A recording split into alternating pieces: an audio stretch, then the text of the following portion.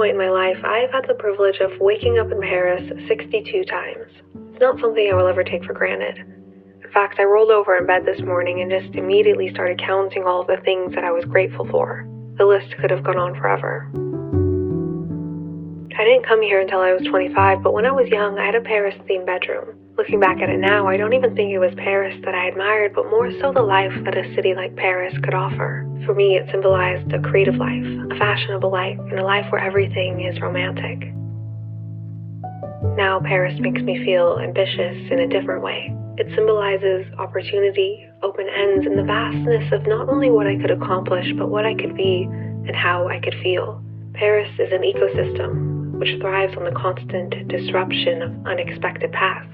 I think that's what I like about big cities. It sounds weird, but I think I love the insignificance of my journey here. Of course, to me it feels larger than life, but in comparison to the other great stories and historical events that have happened here, I'm merely a speck of dust. It gives me a sense of freedom and weightlessness, which I have dared to cling on to and find comfort in.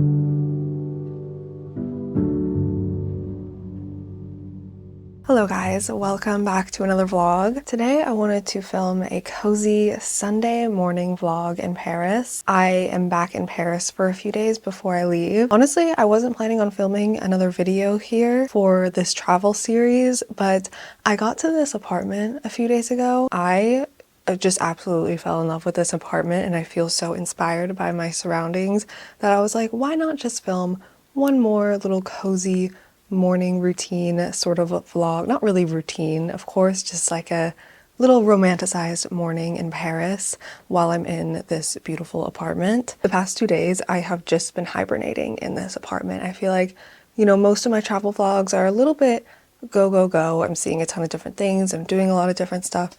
But the past 48 hours, I have been hibernating in this beautiful, gorgeous Paris apartment. Because, you know, I've seen a lot of Paris at this point, and I was just thinking, it's like I might as well just get some work done on my computer, some editing, read, write, and just like enjoy some cozy time in the apartment. So that's what I'm doing this morning. As you can see, I'm gonna give you guys a little tour.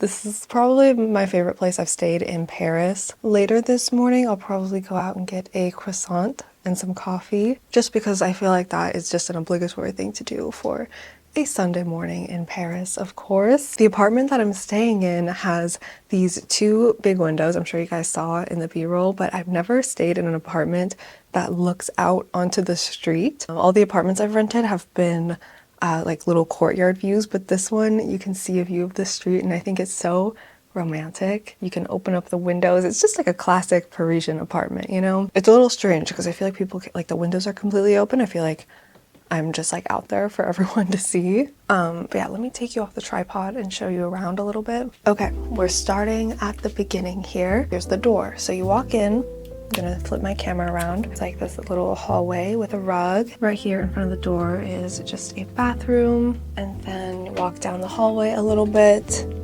Super cute little mirror. And then this is the other bathroom that has the shower and the sink. So then you walk in and here is the living room. I really just think this is so beautiful. People that own the Airbnb said it had been in their family for 50 years. So just lots of like cozy passed down antique decor. I love the colors in here in particular, like the green curtains with the gold chandelier and the gold mirror, and then like the brown wood desk, I think looks so pretty together.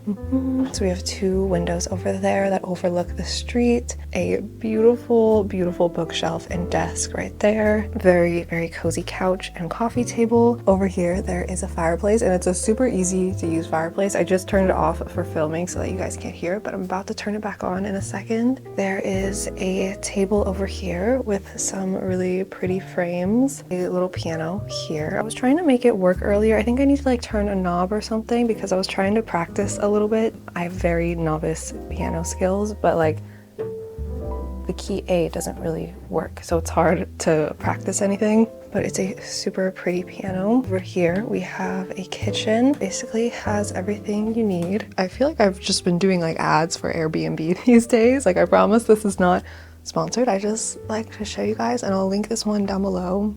if you're interested. And then through these doors is the bedroom, all of my stuff on the floor. I'm not going to show you that. Bed, super duper cozy. And then over here is another little desk bookcase situation. And then I also think this view is so pretty with the gold mirror and the bookshelf. It's all just so cozy. And this is in the 12 arrondissement. I feel like I've just gotten so much good interior design inspiration on this trip. Some of these places I'm staying feel like walking through my dream home Pinterest boards, and now I feel like extra inspired for my future and for my own room back at home. Okay, I need to put some clothes on, so I'm gonna do a fancy little transition with these doors here.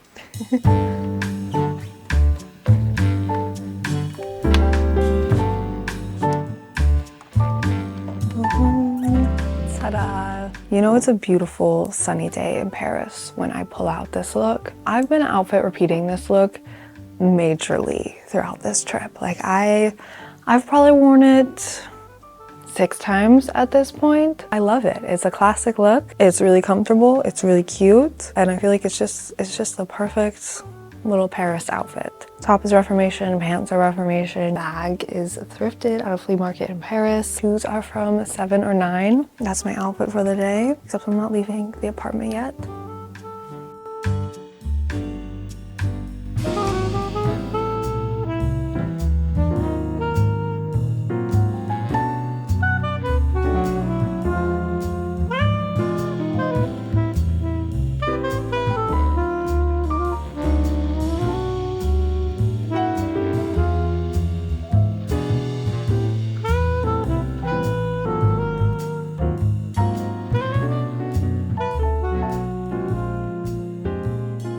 So like one of the things that immediately made me want to book this place was the fact that it has this beautiful bookshelf.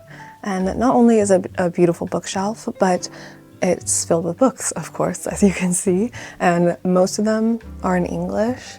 And there's a sign on here that says, "I'm welcome to explore the books on the bookshelf." So obviously I will be taking advantage of that. This is a beautiful collection. I can tell it's like a collection that is really curated throughout a long period of time. This is a collection that I would love to have. There's a lot of travel books, a lot of books about Paris, a lot of art books, a lot of biographies and collections of diaries. It's just, everything is just like so right up my alley. So I wanted to explore a little bit because most of these books I don't have. So I was thinking I wanted to spend some time this morning just looking at all of these books and just treating it as what it is, which is a little library. And I'm also gonna make like a little wish list of the ones that I love the most so that I can maybe hopefully buy them in the future. For example, this is a book on Sylvia Beach and the Lost Generation, a history of literary Paris in the 20s and 30s. Sylvia Beach is the founder of Shakespeare & Company, which is the famous English bookstore here in Paris. And this is just an entire literary history. And I saw this copy in Shakespeare & Company the 2 times that I went, and I was debating if I wanted to buy it or not. So maybe I can explore it a little bit more here and see if it's something that I'll actually want to buy in the future. That's what I love about libraries, you know, you can really like test things out and see if it's something that you want to purchase for your own collection. And then for example, this is an art book on Impressionism, which is my personal favorite genre of art. So this might be something that I really want as well. Love coffee table books. I need more coffee table books, to be honest. You know, I don't have my own home or my own apartment, so I feel like I'm not like fully ready to start my coffee table book collection, but it's coming. At some point in my life, it's coming and it will come hard. There's a biography on Matisse. There's a biography on Leonardo da Vinci. There's a Picasso biography, Middlemarch by George Eliot, and then a ton of different travel books as well. There's one on Versailles. There's a guide to Museum Orsay, Chateau Margaux. Just so many beautiful books. There's a French cookbook up here. You guys, I'm in heaven, truly. Like this, it's, you know, it's a regular size collection, but it's everything I'm interested in. It definitely makes me want to buy more travel related books. I think this is just like a perfect use of my morning to just explore this bookshelf. A food lover's guide to France. Oh my gosh.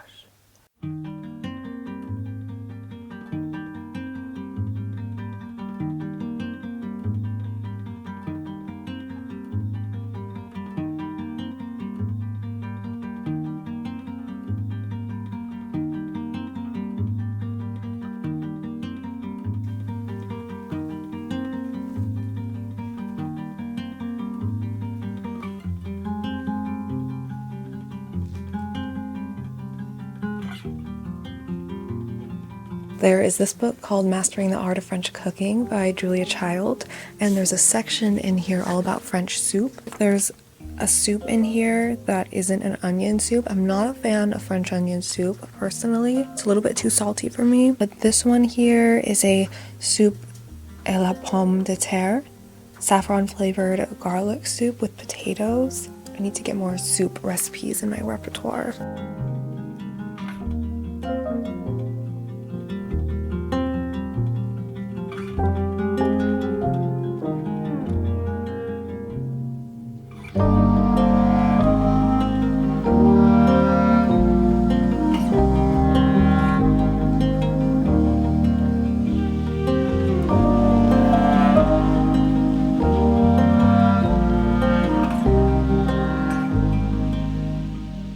Okay, I'm heading out for the day right now. I want to get some coffee and I want to get a croissant. I feel like this wouldn't be a Sunday morning in Paris without those two things. At least for me, it wouldn't be a Sunday morning in Paris without those two things. I understand that not all of the locals are eating croissants and espresso every Sunday morning, but you know, I love that vibe, so that is what I'm gonna do. I think I'm gonna go to Carrette, which is over in Le Marais. It's about a 20-minute walk from here, and then I might, if I have time today, I might pop into a bookstore, and I really want to get that Sylvia Beach and the Lost Generation. It's a literary guide through the 1920s, so I think I'm gonna try to get my hands on that book before I leave. I'm having a good hair day as well, so I think today's just gonna be a wonderful day. The sun is out, I'm having a good hair day, I'm about to go get some coffee and a croissant. I might even buy a book later today. I think I'm set up. I think this morning has just set me up for like the perfect Parisian day.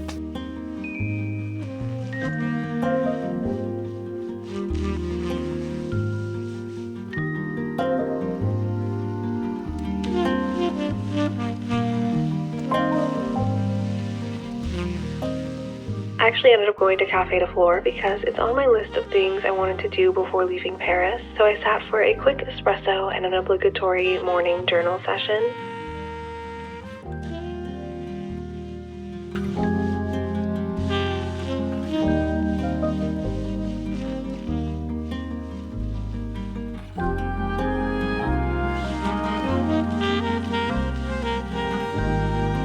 After the cafe, I walked over to Shakespeare and Company. I also wanted to go here one more time before leaving, so I picked up the Sylvia Beach book that I wanted, a copy of The Little Prince, because surprisingly I've never read it before, and I also got these little souvenir poem cards.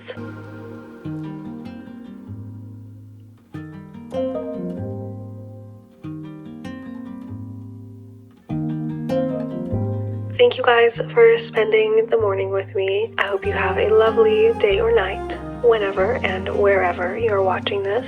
I love you, and I will see you in my next one.